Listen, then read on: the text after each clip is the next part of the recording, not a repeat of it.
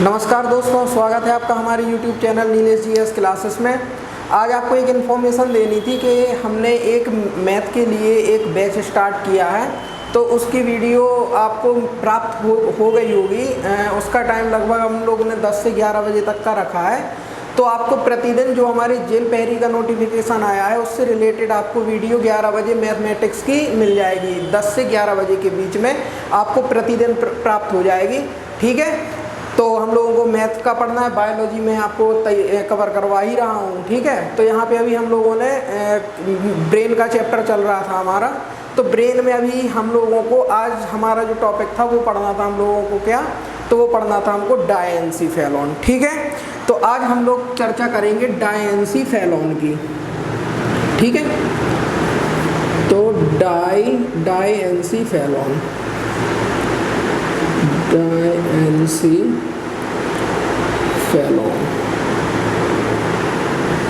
ठीक है।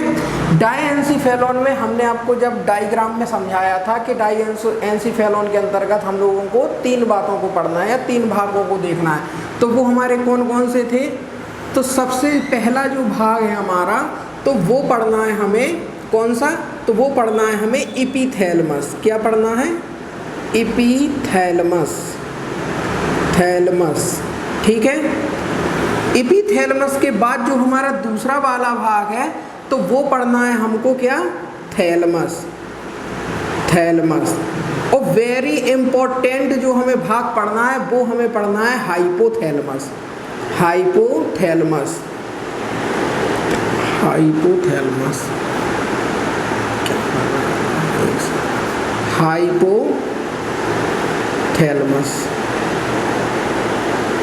ठीक है जी, वेरी इंपॉर्टेंट है, इसको आपको याद रखना। ठीक है, तो सबसे पहले यदि हम एपिथैलेमस की बात करें तो जब हमने डायग्राम बनाया था आप लोगों को बताया था कि एपिथैलेमस की संरचना हमको कुछ ब्रेन के अंदर इस प्रकार से देखने को मिलती है। ठीक है, ध्यान देना इसमें थोड़ा। तो जो हमारा ये वाला ऊपर वाला भाग होता है, ये वाली जो संरचना होती है, यह कहलाती है हमारी क्या? तो यह कहलाती है हमारी एपिथैलेमस। यह संरचना कहलाती है हमारी एपिथैलेमस। आपको डायग्राम से समझना है, यह संरचना हमारी एपिथैलेमस कहलाती है। तो क्या होता है कि एपिथैलेमस में एक हमने आपको बताया था उसमें कि एक ग्रंथि जुड़ी रहती है। तो इसका नाम क्या होता है? तो इसका नाम होता है हमारा पीनियल ग्लैंड या पीनियल ग्रंथि जिसे हम बोलते हैं। तो इसमें पीनियल ग्रंथि जुड़ी रहती है। ठीक है, तो एपिथैलेमस में हमें क्या करना है? तो एपिथैलेमस में हमें पढ़ना है कि इस वाले भाग में, इस भाग में कौन सी पीनियल ग्रंथि जुड़ती है या जुड़ी रहती है। ठीक है, ये हमको याद रखना। इसके बाद आता है थैलेमस। तो थैलेमस में हम लोगों को क्या पढ़ना है? तो थैलेमस में हम लोगों को देखना है कि जो ये थैलेमस वाला भाग है, ये वाला भाग कौन सा है? तो ये वाला हमारा भाग है जो आपको ये वाली जो संरचना दिख रही है, ये वाली बीचों बीच जो संरचना दिखती है, यह कहलाती है हमारी थैलेमस। ठीक है, तो थैलेमस में हम लोगों को क्या देखना है? थैलेमस में देखना है कि इस वाले भाग में हमारे शरीर में जो हमको दाब, ठीक है, गरम ठंडा। अब आप कहेंगे ये गरम ठंडा कैसा है? तो गर्म ठंडा ऐसा कि जैसे हम लोगों ने चाय पी, तो चाय कैसी चीज़ है? तो वो हमारी गर्म होती है। तो ये हमको एहसास कैसे पता चलेगा? तो वो हमारा थैलेमस वर्क करता है। ठंडा कोई चीज़ ठंडी, हम लोगों ने आइसक्रीम का सेवन किया तो हमें महसूस हुआ कि यह तो भाग ठंडा है, ये कैसे हमें पता चलेगा? तो वो हमारे थैलेमस वाले भाग से पता चलता है। ठीक है, तो दाब, गरम, ठंडा आदि क्रियाएं क्या होती हैं? तो आदि क्रियाएं संचालित होती हैं। ठीक है, याद रखना ये बात, आदि क्रियाएं संचालित होती हैं। ठीक है, होती हैं। वेरी इंपॉर्टेंट हाइपोथैलेमस की अब हमें चर्चा करनी है। यहाँ तक आप लोग नोट कीजिए, फिर मैं आपको हाइपोथैलेमस के बारे में बताता हूँ। ठीक है, तो सबसे पहले हमें पढ़ना है, ये याद रखना कि ये सभी भाग जो हमने पढ़ा है अभी, एपिथैलेमस, थैलेमस और हाइपोथैलेमस, तो ये सभी चीज़ें हमारे डाइएन्सिफेलोन के अंतर्गत आती हैं। जो स्टूडेंटों को यदि यहाँ पे समस्या आ रही है तो वे हमारे मस्तिष्क या तंत्रिका तंत्र के पहले वाले भाग को जरूर देखें, उसमें हमने आपको विस्तृत डायग्राम बनाकर बताया है, उसमें आपको यह सभी बहुत अच्छे से समझ में आ जाएगा। ठीक है, तो अब हमारा जो टॉपिक है तो वो है हमारा क्या, हाइपोथैलेमस। Hypothalamus, hypothalamus. ठीक है, हमें पढ़ना है अब हाइपोथैलेमस। तो हाइपोथैलेमस वाला भाग अब हमको देखना है कि कौन सा है। तो ये हमारा जो ऊपर वाली संरचना दिख रही है ये हो गई एपिथैलेमस, जो ये बीच वाला ये वाला भाग है ये हो गया हमारा थैलेमस, और जो ये वाली आपको संरचना दिख रही है ये वाली नीचे वाली संरचना, जो ये नीचे वाली यह वाली संरचना है यह अपनी कहलाती है क्या, तो वो कहलाती है हाइपोथैलेमस। हाइपोथैलेमस, ठीक है, यह संरचना कहलाती है हाइपोथैलेमस। इसके बारे में हमको क्या करना है, इसके बारे में हमको पढ़ना है। तो हाइपोथैलेमस की यदि हम बात करें तो सबसे पहले याद रखना कि हाइपोथैलेमस में यहाँ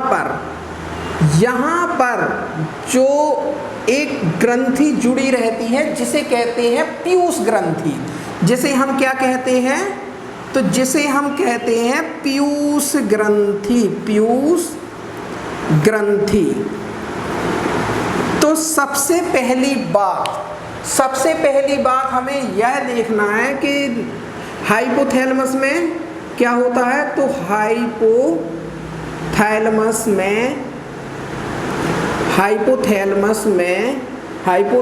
में पीयूष ग्रंथि, और यहाँ पे जो हमने एपिथैलेमस बताया था, एपिथैलेमस में पीनियल ग्रंथि जुड़ती है। ठीक है, पीयूष ग्रंथि जुड़ी रहती है, याद रखना। ठीक है, हाइपोथैलेमस में पीयूष ग्रंथि जुड़ी रहती है।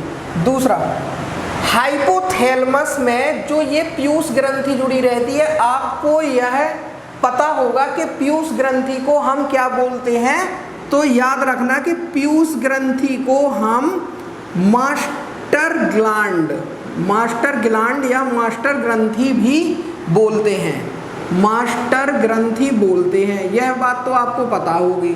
तो मास्टर ग्रंथि क्यों बोलते हैं, मास्टर ग्रंथि पीयूष ग्रंथि को इसलिए बोलते हैं क्योंकि यह अपने शरीर में जितनी भी ग्रंथियां पाई जाती हैं उन सभी पर नियंत्रण करती है, उन सभी को नियंत्रित करती है, इसलिए इसे पीयूष ग्रंथि को मास्टर ग्रंथि कहते हैं।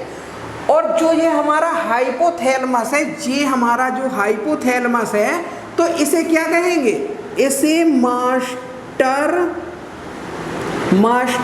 ऑफ मास्टर कहते हैं। ये सब आप नोट करते जाइएगा।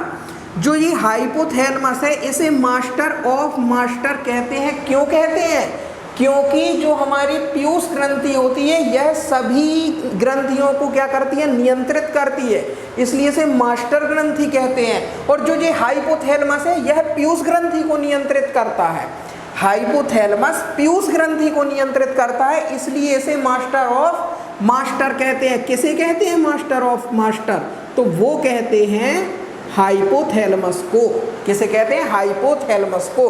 और मास्टर ग्लैंड या मास्टर ग्रंथि किसे कहते हैं, तो वो कहते हैं पीयूष ग्रंथि को, पीयूष ग्रंथि को। याद रखना ये बात है ना, वेरी इंपॉर्टेंट। अब जो हमें पढ़ना है, तो एक बात आप लोग सोचिए, मैं बोल रहा हूँ, आप लोगों को भूख लगती है, बिल्कुल लगती है, प्यास लगती है, वो भी लगती है। हम लोग कुछ कार्य कर रहे हैं, कुछ भी कर रहे हैं, अचानक जैसे हमें एक भूख की महसूस होने लगती है, हमें भूख लगी है या हमें प्यास लगी है, तो वह किस कारण हमें पता चलता है, तो वह हमें पता चलता है, यदि हमें भूख लगी है तो वह हमारे हाइपोथैलेमस का वर्क होता है। यदि हमारे शरीर में भूख लगी है हमें, तो यह बता देता है कि अब शरीर को भोजन की आवश्यकता है और हमको खाना खाना है, तो वो आभास जो हमें दिलाता है वो हाइपोथैलेमस दिलाता है।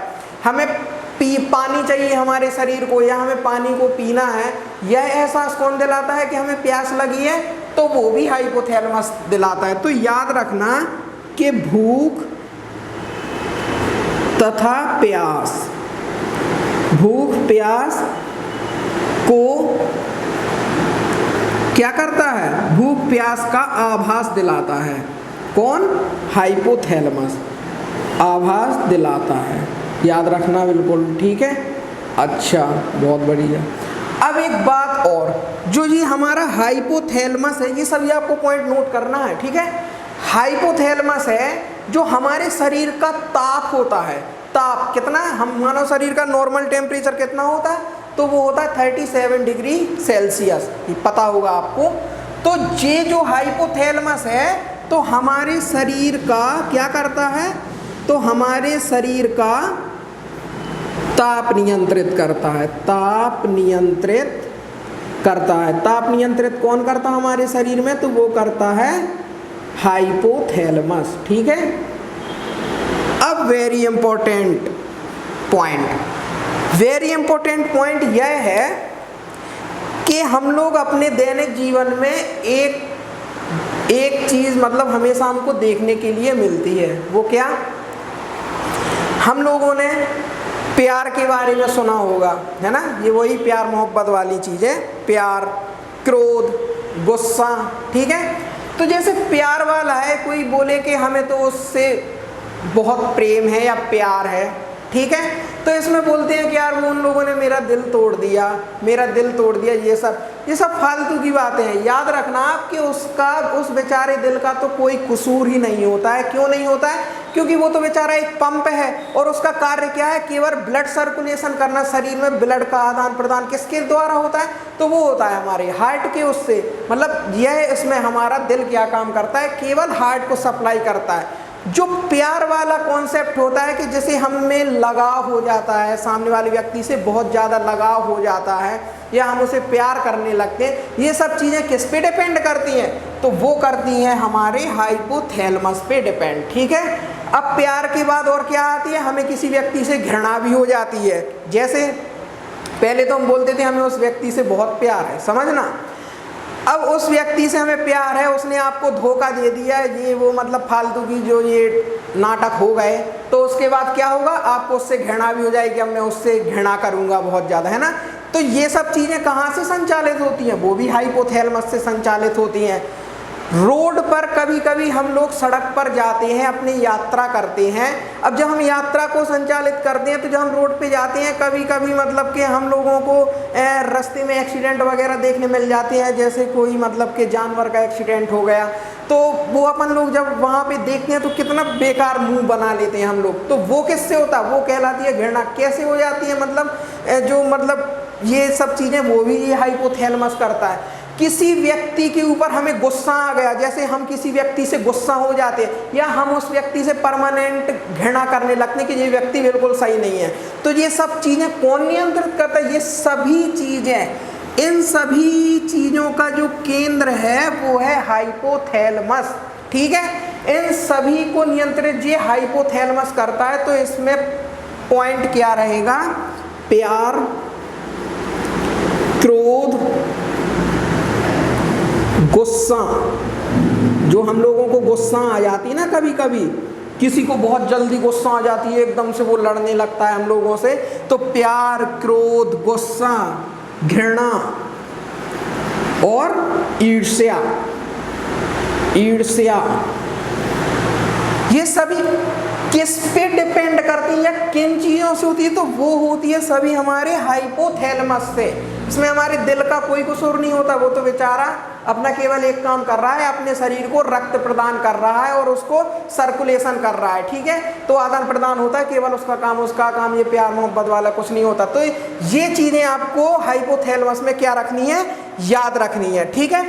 अब एक पॉइंट और है हाइपोथैलेमस में, केवल एक पॉइंट है, ये आप लोग नोट कर लीजिए, मैं यहाँ ऊपर से रफ किए दे रहा हूँ, ठीक है। तो हाइपोथैलेमस में जो हमारा एक और है जो हमें पॉइंट याद रखना है, तो वो भी इम्पोर्टेंट है। तो वो हमारा क्या है, तो याद रखना कि जो महिलाओं में हाइपोथैलेमस होता है, हम किन की बात कर रहे हैं, महिलाओं की, तो जो महिलाओं में हाइपोथैलेमस होता है तो वो होता है बड़ा, ठीक है। महिलाओं में जो हाइपोथैलेमस होता है वो होता है बड़ा, और जो पुरुष होते हैं या हम लोग होते हैं तो उनमें कैसा होता है, हाइपोथैलेमस होता है छोटा। आपको याद रखना है।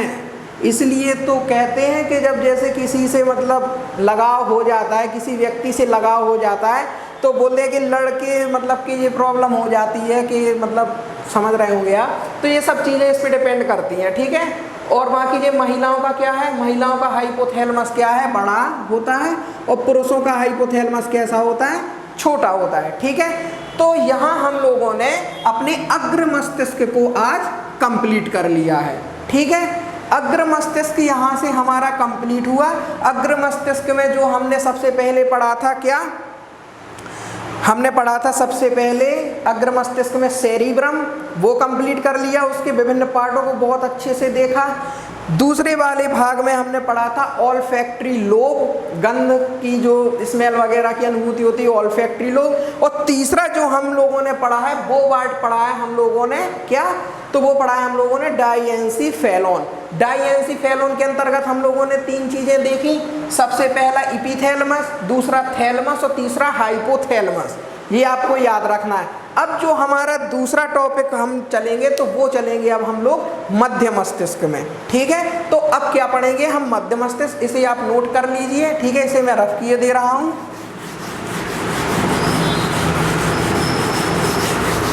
अब पढ़ना है हम लोगों को मध्य मस्तिष्क। मध्य मस्तिष्क मतलब ब्रेन का दूसरा पार्ट। अभी हम लोगों ने क्या पढ़ा है, तो वो पढ़ा है केवल अग्र मस्तिष्क, ठीक है, या फोर ब्रेन, इंग्लिश में से फोर ब्रेन कहते हैं, अग्र मस्तिष्क को फोर ब्रेन। अब हमें पढ़ना है मिड ब्रेन, मतलब मध्य मस्तिष्क। तो मध्य मस्तिष्क की यदि हम बात करें तो मध्य मस्तिष्क में जब हमने आपको स्ट्रक्चर बताया था, तो स्ट्रक्चर में हमने कहा था कि मध्य मस्तिष्क में हमें क्या पढ़ना है, मध्य मस्तिष्क में हम लोगों को पढ़ना है क्या, मध्य मस्तिष्क या मिड ब्रेन, ठीक है। तो इसमें हम लोग को जो पढ़ना है तो वो है हमारा ऑप्टिक लोब। ऑप्टिक लोब को पढ़ना है, ऑप्टिक लोब। जब हमने आपको चार्ट बताया था तो उसमें हमने आपको डिस्क्रिप्ट किया था कि इस मध्य मस्तिष्क में हम लोग पढ़ेंगे ऑप्टिक लोब, ठीक है। ऑप्टिक लोब की यदि हम बात करें तो यह अपने भाषा से ही मतलब बोलता है कि ऑप्टिक मतलब कनेक्शन कुछ आंख से ही होगा, सीधी बात है, ठीक है। तो ये ऑप्टिक लोब को हमें पढ़ना है। तो आपको याद रखना, जो हमारा ऑप्टिक लोब होता है, जो हमारा ऑप्टिक लोब होता है, तो इसका जो संबंध होता है वो कहाँ से होगा, ऑप्टिक मतलब हमने बताया आपको आँख, तो इसका जो सीधा संबंध है वो हमारी आँखों से ही होगा, ठीक है। तो ऑप्टिक लोब का जो संबंध है, ऑप्टिक लोब का जो संबंध है वो किससे होगा, तो वो होगा हमारी आँखों से संबंधित, आँखों से संबंधित, ठीक है। आँखों से यदि हमारी यह संबंधित है तो इसमें क्या है, तो आप लोग एक बात का याद रखना, जो मैं बोल रहा हूँ उसे आप नोट कर लेना कि ये ऑप्टिक लोब मतलब कि यदि किसी व्यक्ति के ब्रेन में ऑप्टिक लोब की समस्या होती है, मतलब ब्रेन में यदि इसे ऑप्टिक लोब की समस्या ब्रेन में होती है, कई व्यक्तियों को जन्मजात से ही यह प्रॉब्लम होती है, तो सुनो, यदि उसकी आंखें बिल्कुल सही हैं या सही वर्क कर रही हैं, आंखों में कोई प्रॉब्लम नहीं है, लेकिन यदि उसका कनेक्शन, अपनी आंखों का जो कनेक्शन मतलब जो ब्रेन से होता है, हमारे आंख मीडिएटर का काम कर रही है, देख रही है, लेकिन सूचनाओं को संचालित कौन कर रहा है, तो वो कर रहा है ऑप्टिक लोब। अगर इसमें प्रॉब्लम है तो यदि व्यक्ति की आंखें बिल्कुल सही हैं, बिल्कुल आंखें सही हैं, फिर भी वह व्यक्ति कभी देख नहीं सकेगा, मतलब वो कभी देख नहीं सकेगा। ये बात आपको नोट में लिख लेना है, ठीक है। तो ये हमने कर ली, मध्य मस्तिष्क में केवल हमको ऑप्टिक लोब पढ़ना था, ठीक है। अब ऑप्टिक लोब के बाद यदि हम बात करें तो इसके बाद हम पढ़ेंगे अपना पश्च मस्तिष्क। ठीक है, इसके बाद हमारा जो टॉपिक है तो वो अब हमें पढ़ना है पश्च मस्तिष्क। ठीक है, पश्च मस्तिष्क की यदि हम बात करें तो पश्च मस्तिष्क में जब हमने आपको बताया था, क्या बताया था, चार्ट में, चार्ट जब हमने बनाया था तो पश्च मस्तिष्क में बताया था कि हम लोगों को क्या क्या पढ़ना है। तो सबसे पहला जो हमें पढ़ना है तो वो पढ़ना है हमें सेरिबेलम, सेरिबेलम पढ़ना है। इसके बाद जो हमें दूसरा पॉइंट पढ़ना है तो सेरिबेलम के बाद पढ़ना है हमें पोन्स वेरोलाई, पोन्स वेरोलाई। ठीक है, और इसके बाद हमें पढ़ना है मेड्यूला ऑब्लिगाटा, मेड्यूला, मेड्यूला ऑब्लिगाटा, इनको पढ़ना है अब हमको। तो सबसे पहले जो हम टॉपिक उठाएंगे वो उठाएंगे हम क्या, सेरिबेलम। ठीक है, तो सबसे पहले हम पढ़ेंगे सेरिबेलम। तो याद रखिए सेरिबेलम, सेरिबेलम को हमने आपको एक बात बताई थी स्टार्टिंग में कि जो ये हमारा सेरिबेलम होता है यह मानव मस्तिष्क का, मानव मस्तिष्क का दूसरा सबसे बड़ा भाग होता है। ये नोट कीजिए आप लोग, दूसरा सबसे बड़ा भाग, ये नोट कीजिए आप लोग। दूसरा सबसे बड़ा भाग कौन होता है, तो वो होता है हमारा सेरिबेलम। ठीक है, तो सबसे बड़ा भाग क्या बताया था, तो सबसे बड़े भाग की हम लोग चर्चा कर चुके हैं, वो है हमारा सेरिब्रम। सेरिब्रम सबसे बड़ा भाग है और सेरिबेलम दूसरा सबसे बड़ा भाग है, याद रखना। इसके बाद यदि हम बात करें सेरिबेलम का कार्य क्या है, तो एक बात याद रखना, जैसे हम लोग पहले आप लोगों ने देखा होगा कि जैसे हम लोग स्कूल जाते थे तो उसमें सभी हम लोगों को टीचर क्या होते, सभी अपनी सावधान की मुद्रा में खड़े हो जाएं। सावधान की मुद्रा मतलब सीधे खड़े हो जाएं। ठीक है, तो वो मुद्रा आपको याद रखना। तो दूसरा ये क्या है कि मानव शरीर की, यह क्या करता है, शरीर की मुद्रा स्थिति, हमारे शरीर की मुद्रा स्थिति को नियंत्रित करता है।